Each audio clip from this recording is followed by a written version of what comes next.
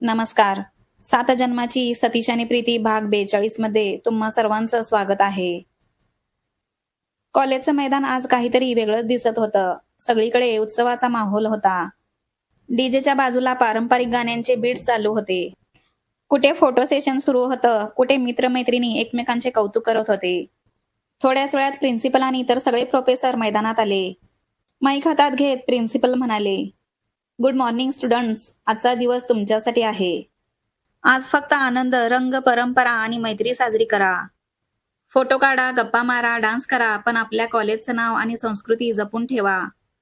सगळ्या विद्यार्थ्यांनी टाळ्यांचा गडगडाट केला. सोनाली लगेच म्हणाली, "चला ना, आधी आपला फोटो कॉर्नर बघूया." सगळ्या लगेच तिथे धावल्या. ट्रेडिशनल क्वीन असा बोर्ड होता. मागे लाल झेंडूची भिंत आणि समोर रंगीत छत्र्या, असं एकदम फोटोसाठी परफेक्ट सेटअप होतं. केतकी म्हणाली, "सगळ्या एकत्र उभ्या राहा. आता सोलो आणि ग्रुप दोन्ही फोटो घेऊया." त्यांनी एक एक करून फोटो काढले. मैदानात आता हशा, संगीत आणि फोटोशूटचा माहोल झाला होता. एका बाजूला सतीश, कार्तिक आणि त्यांचे मित्र एकमेकांचे फोटो घेत होते. कोणी पोज देत होते, कोणी मिश्किल चेहऱ्याने हसत होते. तेवढ्या दुसऱ्या बाजूला प्रीतीच्या ग्रुपमध्ये सगळ्या मुली सोलो फोटो घेत होत्या. केतकी, नीता, मनाली, सोनाली सगळ्या वेगवेगळ्या पोजमध्ये उभ्या राहून कॅमेऱ्याकडे हसत पाहत होत्या. तेव्हा मनाली हसत म्हणाली, "अगं, आपण आज सगळ्या एवढ्या छान दिसतोय, तर बायोडाटासाठी पण फोटो काढूया." सगळ्या "हो हो, तसे पण फोटो काढूया" असं म्हणाल्या.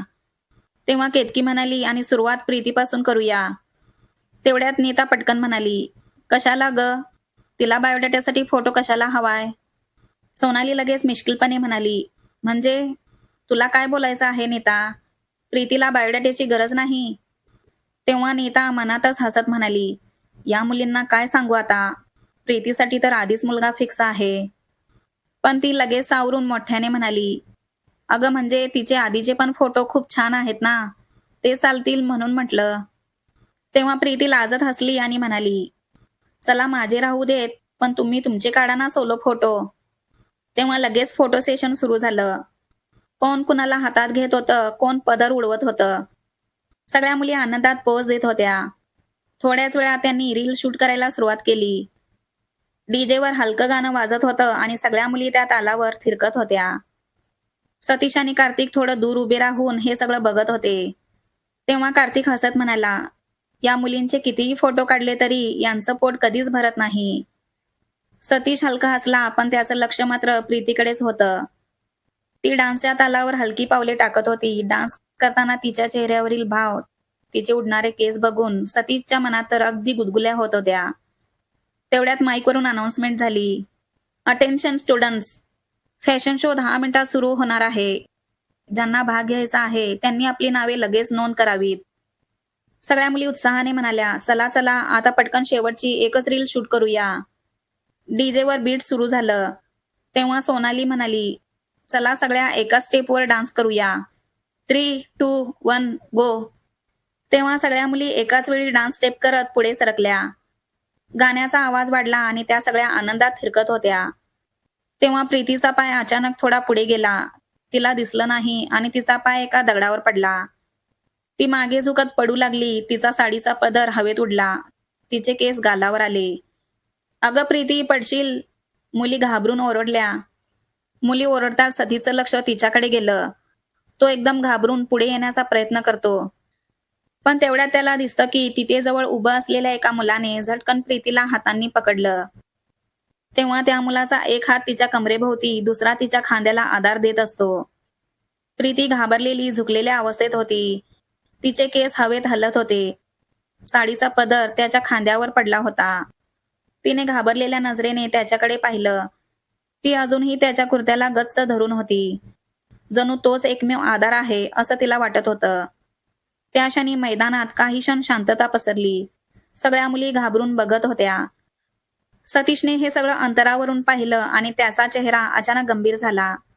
त्याच्या नजरेसमोर प्रीती दुसऱ्याच्या मिठीत उभी होती. त्यावेळी त्याच्या मनात एक अनामिक वेदना आणि अस्वस्थता उसळली. त्याच्या डोळ्यात काळजी होती, पण त्या काळजीसोबत काहीतरी अधिक होतं. असं काहीतरी जे त्याने स्वतःलाही स्पष्ट सांगू शकलं नव्हतं. तेवढ्यात प्रीती हळू सरळ झाली. तिने केस कानामागे घेतले आणि म्हणाली, "थँक यू. तू मला पडता पडता वाचवलंस. खरंच थँक्यू. तेवढ्या सतीश आणि कार्तिकही पटकन तिच्या जवळ आले. तेव्हा तो मुलगा थोडं हसत म्हणाला, फक्त थँक्यू म्हणून चालणार नाही. प्रीती थोडी चकित झाली. म्हणजे सगळ्या मुली थोड्या गोंधळून त्या मुलाला विचारू लागल्या. तो मुलगा हसत म्हणाला, अगं म्हणजे एवढं काही घाबरायचं नाही. आता फॅशन शो आहे ना, तर माझ्यासोबत कपल म्हणून रॅम्पवर चालशील का? क्षणभर सगळ्यांच्या नजरा त्याच्या दिशेने वळल्या. सोनाली, मनाली आणि केतकी सगळ्या हसू लागल्या. सोनाली म्हणाली, अरे वा, काय भन्नाट आयडिया आहे. हो ना, त्याने तुला वाचवलं. आता थँक्यू पेक्षा हे चांगलं गिफ्ट आहे त्याच्यासाठी. प्रीतीच्या चेहऱ्यावर गोंधळ आणि संकोच दोन्ही दिसत होते. ती थोडं काही बोलणार इतक्या सगळ्या मुली पुन्हा म्हणाल्या, जा ना प्रीती, जा त्याच्यासोबत, त्यात काय झालं. प्रीती हलकं हसत थोडी अनिश्चित नजरेने सतीशकडे पाहतच म्हणाली, ठीक आहे. तो मुलगा हसत म्हणाला, छान, चल मग आपलं नाव देऊया. असं म्हणत प्रीती त्या मुलासोबत निघून गेली. तेव्हा सगळ्या मुली टाळ्या वाजवत म्हणाल्या, वा, प्रीती आणि तो काय जोडी दिसेल. सोनाली म्हणाली, चला आता आपण पण सोलोमध्ये भाग घेऊया. हो हो, चला लवकर नाव नोंदवूया. असं म्हणत सगळ्या मुली प्रीती पाठोपाठ तिथून निघून गेल्या. पण सतीश, कार्तिक आणि नीता तिथेच उभे होते. त्यावेळी सतीशचा चेहरा गंभीर आणि नजरा कठोर झालेल्या असतात. त्याच्या डोळ्यात केवळ चीड, मनात राग आणि छातीत दडपलेली वेदना होती. त्याला त्या मुलाचा राग आला होता.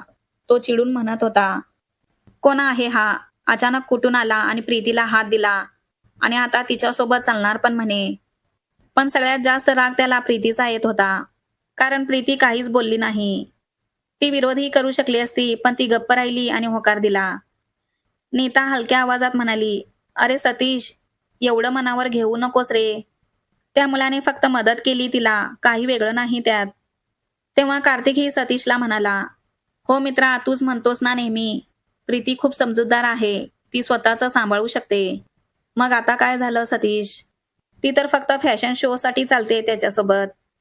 नीता, कार्तिक सतीशला समजावत होते, पण सतीश त्यांच्या शब्दांच्या पलीकडे गेला होता. त्याच्या डोळ्यात चीड स्पष्ट दिसत होती. तो एकदम ताठ उभा राहिला. त्याच्या नजरा अजूनही त्या दिशेकडे होत्या जिथे प्रीती आणि तो मुलगा नाव नोंदवण्यासाठी गेले होते. पुढच्या क्षणी त्याने एकदम वळून जवळच्या भिंतीवर जोरात आपला हात आपटला. धाड असा आवाज झाला. नीता आणि कार्तिक दोघेही दचकले. भिंतीवर लाल ठसे उमटले होते आणि सतीच्या हातातून रक्त येऊ लागलं होतं. सतीश, अरे हात बघ तुझा. नीता घाबरून त्याच्या जवळ आली. कार्तिकने पटकन त्याचा हात धरला. अरे काय केलंस हे? असं का सतीश वेड्यासारखा वागत आहेस? चल आधी डॉक्टरकडे जाऊया.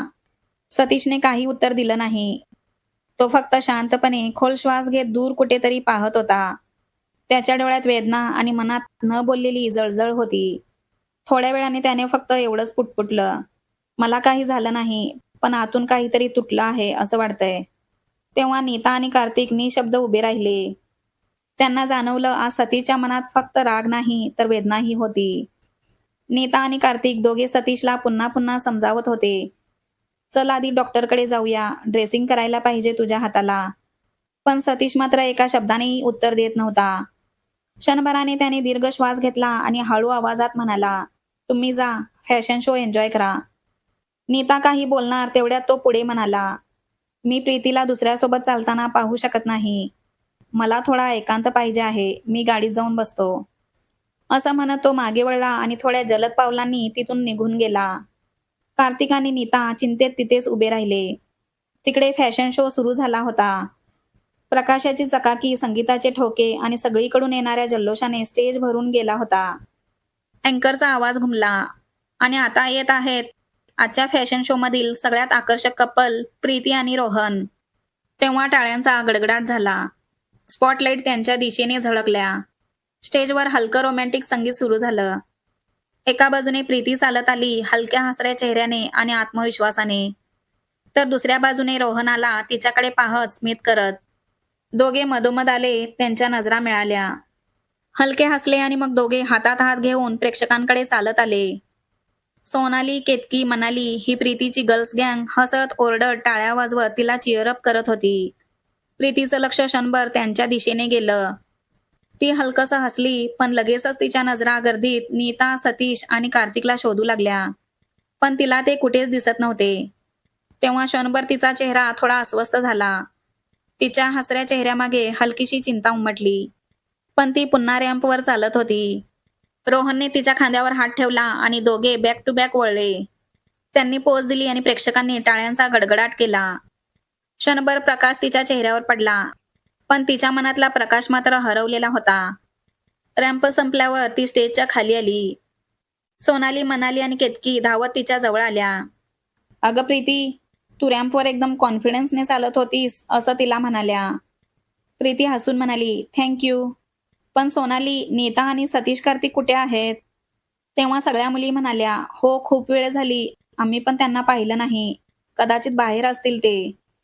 "ठीक आहे, मी बघते त्यांना. पण आता तुम्ही जा, सोलोमध्ये कॅटवॉक करा. अजिबात घाबरू नका. ऑल द बेस्ट," असं प्रीती म्हणाली. त्या सगळ्या हसत म्हणाल्या, "हो, आम्ही जातो आता." आणि फॅशन शोमध्ये भाग घेण्यासाठी त्या गेल्या. पण प्रीती त्या गर्दीत इकडे-तिकडे नीताला शोधत होती.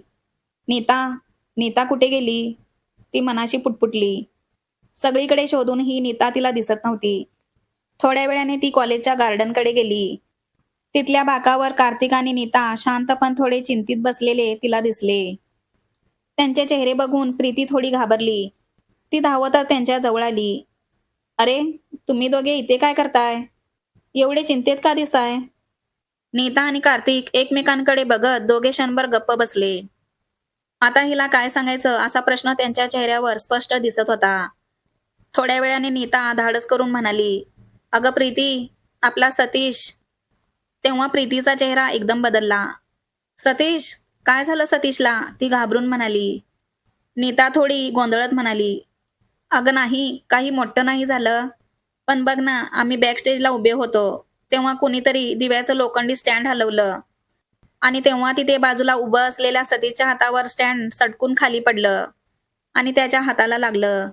थोडी जखम झाली, पण खूप रक्त गेलं प्रीती."